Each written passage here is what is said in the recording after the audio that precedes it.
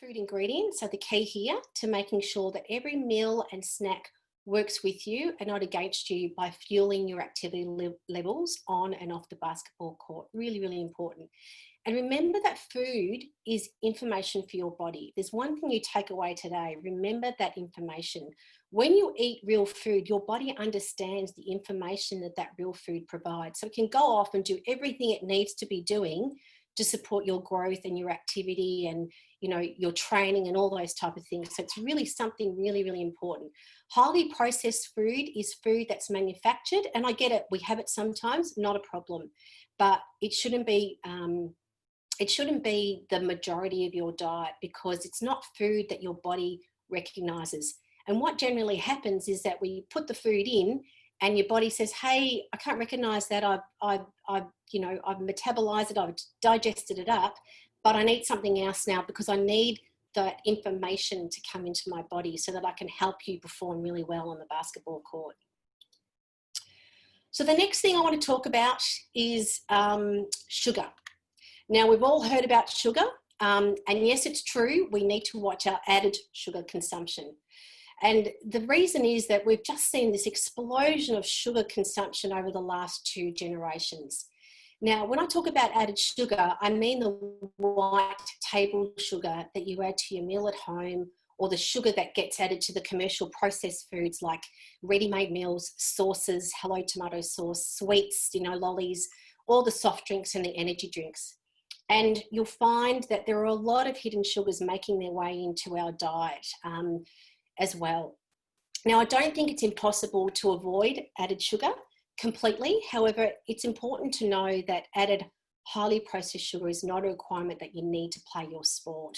The natural sugars that come from those macronutrient foods we spoke about do a fantastic job in being able to fuel your training and your competition sport.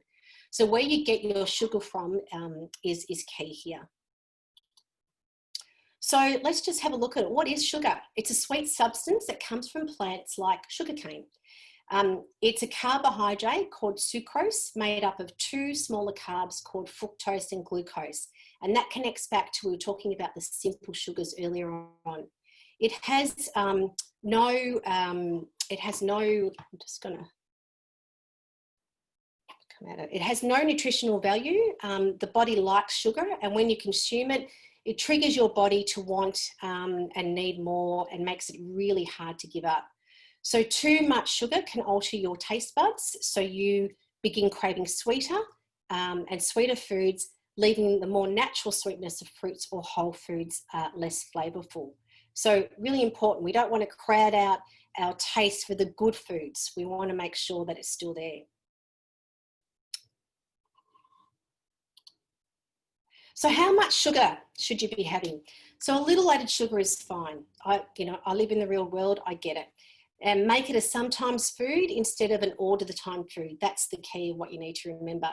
Now, the World Health Organization recommends that we don't have more than 6 teaspoons of sugar per day, which is about 25 grams.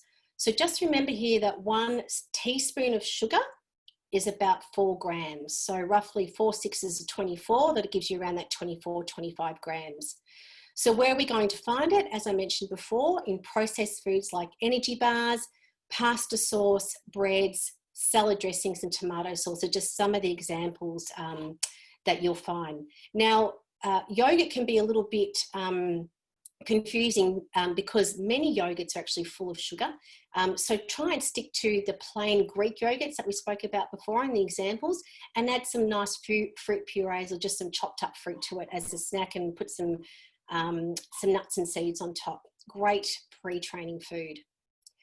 Now, this is an example of Gatorade, and this example here tells me by looking at the label that it's got a serving size of 591 mils. Now, this serving size, this label here tells me that in that serving size, there's 34 grams of sugar in this serve. So remember, we're talking about 25 grams being the recommended daily intake. This one's got 34. So you need to look at the ingredient label to see that sugar is the most abundant ingredient here as well, after water. And there's actually a lot of ingredients here that I don't really recognize. They don't look like real food ingredients to me. So this screams out to me that it's highly processed and high in sugar. And I will add that you really don't need Gatorade when you're training and, and exercising. Water is perfectly fine for it. You can make some natural flavoured energy drinks if you like, and I can certainly provide Todd with an example of that as well if you would like. So just bear that in mind when you're looking at soft drinks and Gatorades and energy drinks. Water is perfectly fine, and there's lots of other options that you can be having. So what are some tips to decrease your sugar intake? Kids, you can get busy in the kitchen. Look at some recipes that, I know I get it. I still make my kids beautiful biscuits and beautiful cakes, but I know what's going in there, and I know that it's real food ingredients as well.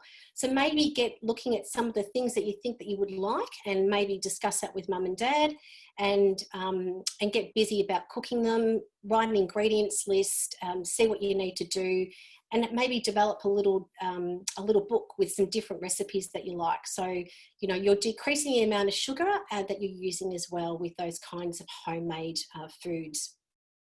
You can review your pantry and fridge. So, this can be quite a daunting task. And the trick is, if you want to use things up, that's fine. If you want to take them straight away and take them out straight away and get rid of them, entirely up to you. But make a decision around replacing them with something that's a little bit healthier.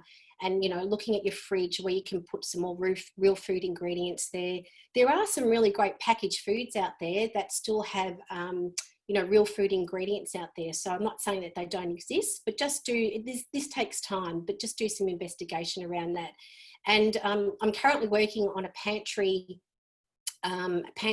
stable list, so I can certainly send those details through to Todd so you can get a copy of that as well. And as I just showed you, read the labels on the food that you're purchasing. Gatorade's an example, but I get caught out myself too sometimes. I think something looks so good. It's beautiful packaging. They've got some claims on there that, something's, it's an organic product, but when you actually look at the product, there was only one organic, ingredient in there, or, see what the list is. Often if there's things on there that I don't recognize what they are, I put it back. So this takes time, I will agree. And that's, this whole sugar thing is basically one of the reasons how I got started on this journey of food and health and coaching, because I wanted to decrease the amount of sugar in my life. And I've actually taught my kids as well how to read a label, and that sometimes they get really amazed about when they do the maths. I think, oh my God, that's got like 8 teaspoons of sugar in it, and they know what the kind of recommendations are as well. So this is an example of a meal plan, and what I did is I pulled this together to show you how things can, it's a 7-day meal plan, and it gives you a really good example of some simple foods that you can incorporate into a meal plan. You don't have to have it in this order that it's there. It's just, I'm just showing you. But you can see there on Monday, it was a berry baked oatmeal that was made, and the shaded parts that are shaded out show you that I'd be making extra to have that for breakfast on Tuesday and Wednesday. Great carbohydrate and protein breakfast. And then as you go along, you've got your eggs on toast with some blueberries. So you've got all your macronutrients and some of your micronutrients coming in. And, then there's sweet potato pancakes on a weekend, which look fantastic. Your snacks are great. You've got some hummus and vegetables as an option, some apple with sunflower seed butter. They look fabulous, and some yogurt. And then for lunch, you can have an avocado and egg sandwich. Or on the Tuesday, you can see that on Monday night's dinner was the herb chicken tenders with honey Dijon dipping sauce, and we made them enough for leftovers for the next day. In fact, most of the dinners through the week give you leftovers for the next day for lunch. If you're looking for another snack in the afternoon, you can do a little deli snack box with some, nice quality turkey, I think that's got some pepita seeds there. It's got some nice whole grain crackers. It's got a boiled egg. And then the other days are your hummus with some beautiful vegetable crudités. So, you know, that's snack number 2, perfect food to be popping into the bag for mum and dad to take when they come and pick you up to take you to training, or that you can be preparing as well. I would say that many of you on the call are old enough to be doing that. As I said, the dinners there, all great examples of those macronutrient foods. So you've got the chicken tenders, there's a 1-pot taco pasta, some meatballs. Who doesn't love meatballs? There's a penne with red lentil bolognese sauce. There's a beautiful pizza, and we've got some tacos and sweet potato fries on the weekend there. And again, in the evening, if you're looking for some snacks, you've got some yogurt, some frozen yogurt covered blueberries, great, really yummy, delicious. And there's even some pina colada ice cream, which is made with coconut milk, really healthy fat, banana and pineapple, which I have subbed out for berry. So that's a really good example there as well.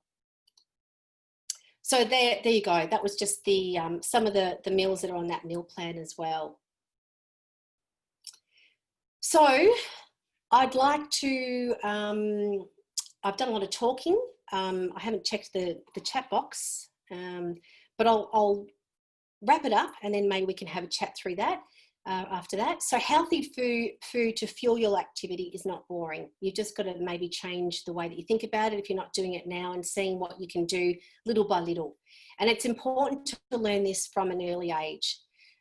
Junk food has huge appeal to kids, but it's not going to help you with your basketball or sporting endeavours in the short or long term. It's real food that's going to support your health and support your sporting pursuits and so much more. So choose colourful, choose the rainbow fruit and vegetables. Remember that food is information to your body, real food is. Get involved, kids, in the selection and cooking and the preparation of food. And you can do that by starting to research all the healthy meals and snack foods you can choose from, and build meal and snack plans like the one I showed you. It doesn't have to be as detailed, to make some healthy choices.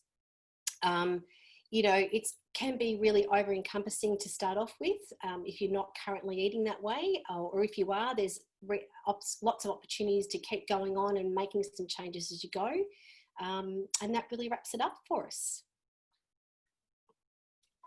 Excellent. Thank you very much, Lisa. I've got some questions there I can see. I'll just have a look. I know that was just some, what are some healthy alternatives to banana if you don't like banana? Oh, Henry, I can't believe that you don't like banana. Look, some other fruits. Choose some other fruits. If you're making a smoothie, Henry, for instance, a lot of people put banana in their smoothies to make them nice and smooth. If you don't mind it being a bit green, you can put avocado in there. It's actually a fruit.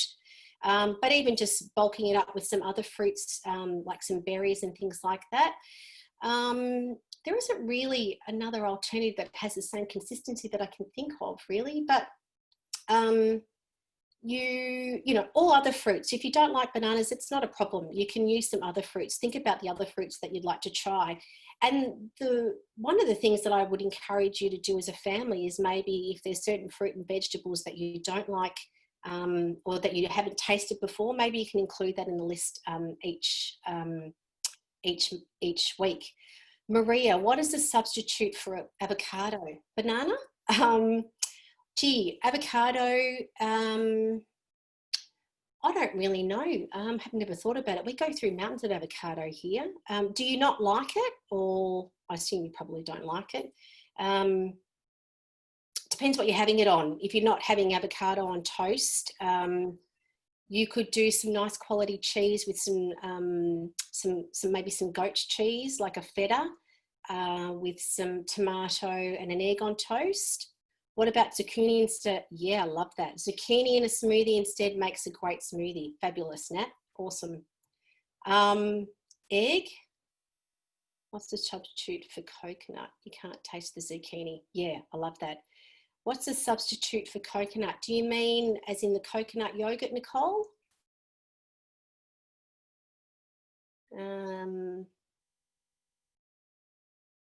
Yeah, a lot of people don't like coconut. So for coconut, say you're using coconut oil, You can use olive oil instead, or macadamia oil, or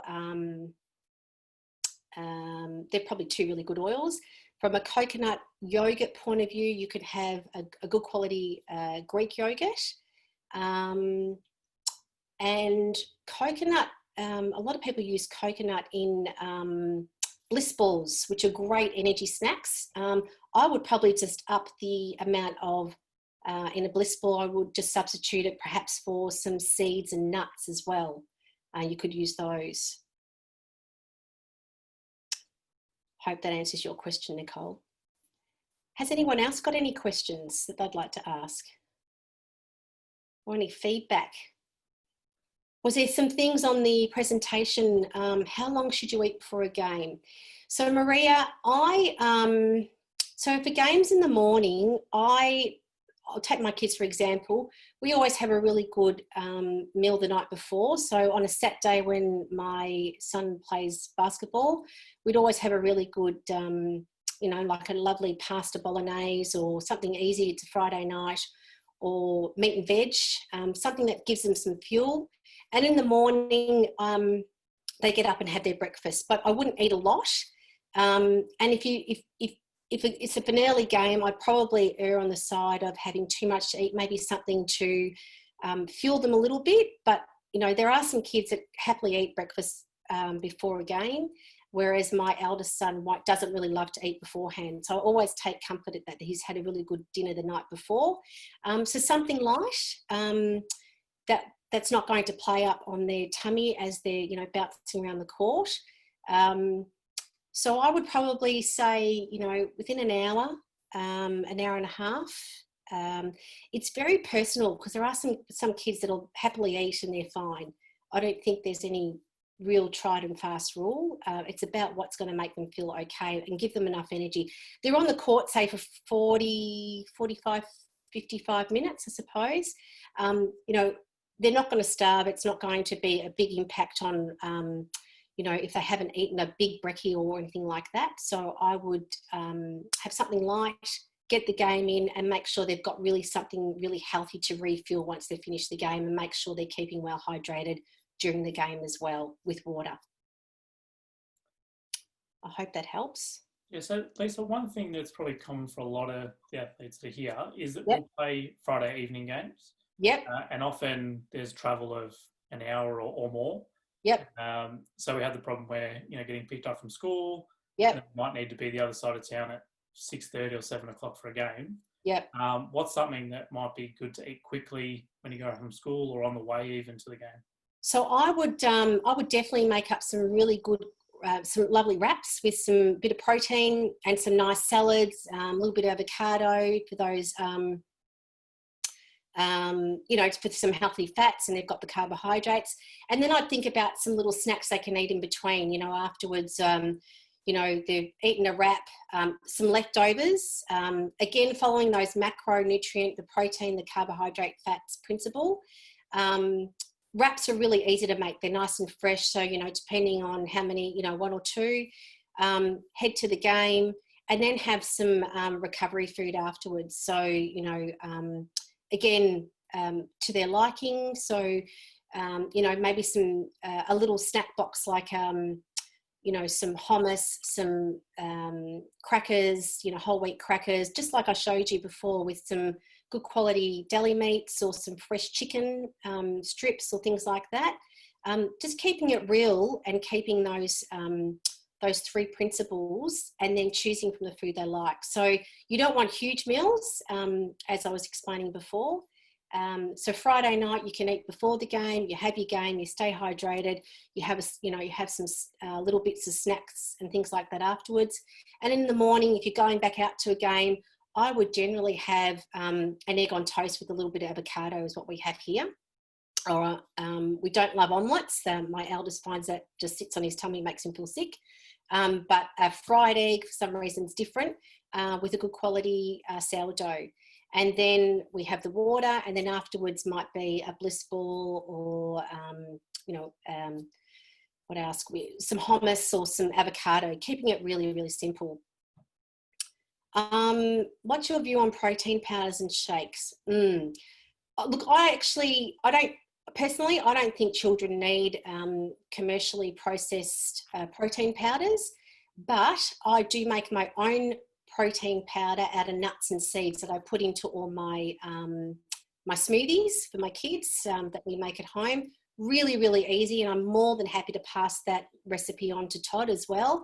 Shakes, I'm assuming that you mean those packet shake things.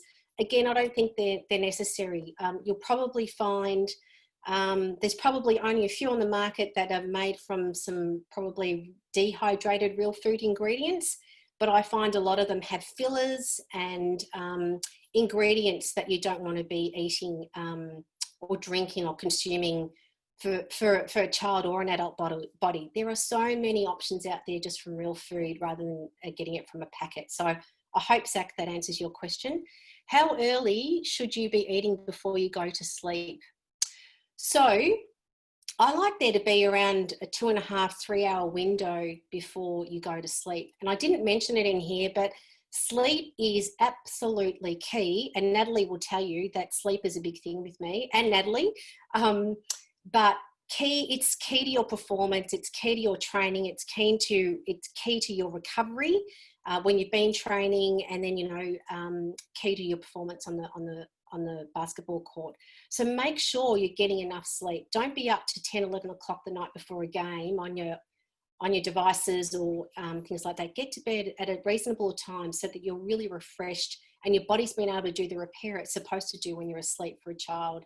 So I would say, I would give it, if you can, 2 to 3 hours, 2.5 actually minimum before you eat, before going to bed. So it gives your body time to digest the food. You're not going to bed with a really full tummy, and that digestion's been taking place already from your dinner or the meal that you've eaten, and it then allows your body to go off and do all the other things it needs to be doing when you're asleep. Any more questions? I've had lots. It's quite good. Normally people are very shy. Oh no, questions coming through. If I can't answer them, I'll let you know. But yeah, sleep's a really important one. Actually, I meant to put it into the presentation, but there's only so much you can talk about. But it's really, really key. And my eldest is 15, and he'll often say, "Oh no, I can stay up," and he'll get to bed and he'll get up in the morning and say, "Oh, I had the best sleep, and I'm glad I went to bed when you said I should go to bed." So we relax a little bit on the weekend, but sleep's always been very key here, and I think it's really, really important for kids. And if you don't have a good night's sleep, you tend to crave a lot of sweet food more. There's tons of research out there as well now, so that you're craving that sugar that we talked about, which we don't want to be happening as well. And sugars, it's bad enough as it is. You eat the sugar and your body goes, "Wow, that was really amazing. I want some more of that stuff." So you can see how quickly the body or those taste buds adapt to wanting some more of that added sugar rather than the natural sugars that come from real food. What about the use of Cliff Bars or Blue Dinosaur bars when you can't make your own? Yeah, great example, Nat. So there are some really good options out there. So Cliff Bars I'm not a big fan of because, again, you've got to read the ingredients. It has a lot of soy ingredient in it. But the Blue Dinosaur bars are really good options. We use the Lamington flavour Blue Dinosaur bars. They're made with walnuts, vanilla extract, dates. There's a few other different flavours. There's a lemon, a gingerbread one. There's a heap of them. So just read the label and read the label, see what's in there. Can you recognise the ingredients and look at the sugar content in there? Remember, 1 teaspoon of sugar is roughly 4 grams of 4 grams on the packet. So if you've got something that's 24 grams of sugar for that serve, that means there's divided by 4, there's 6 grams of sugar in there. Bang, 1 product, you get your whole sugar intake for the day. Is coconut milk or low fat or skim milk better for smoothies? Kira, I don't do low fat anything. what happens with a lot of low-fat product is they take all the goodness out and then they put a whole lot of sugar in there to make it taste better, really nice, because they've taken the goodness and the taste out. So I don't recommend skim milk or low-fat milk. Full-fat milk is great.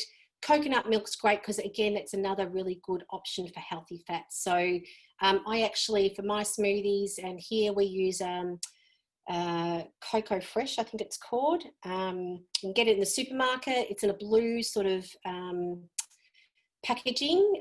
So I use that, and I go between that and A2 milk at home.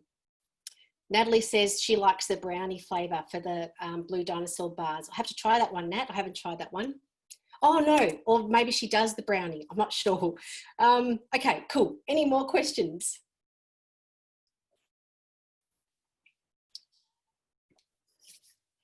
So Todd, if you would like me to, I'm happy to send you, just finishing it off, the pantry, you know, some ideas for keeping some stable foods in your pantry and what that looks like.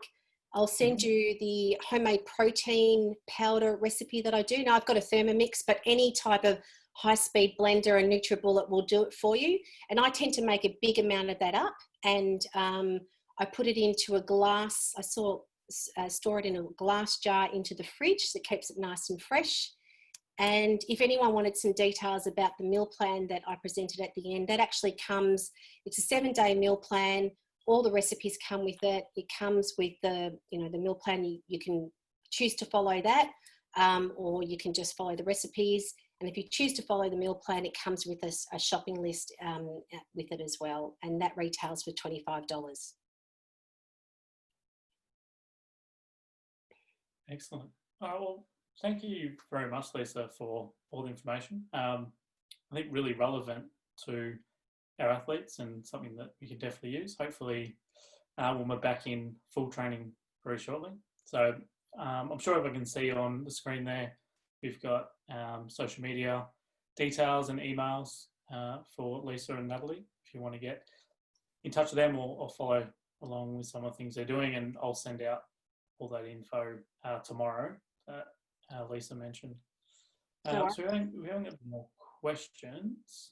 Can I just say one thing, Todd? There's a lot of information in there tonight. So I think the key is making sure that don't try and do everything all at once. Just do little changes as you go, because it can be overwhelming. Life is overwhelming enough as we know at the moment, and you know, that's where the mindset type of thing that Natalie talked about last week is really, really important. The nutrition to fuel your mindset and all those kinds of things are really important as well, but just take it one step at a time. Thanks.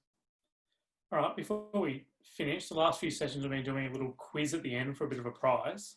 So got a face mask for our winner here. So if everyone wants to open up their chat box, because the first correct answer that comes through, and Lisa, you might be able to just double check this is right. First correct answer we get will be our winner. So I hope everyone's got their chat box open, and I hope I remembered this correctly. What is, from the World Health Organization, what is the recommended maximum daily intake of added sugar?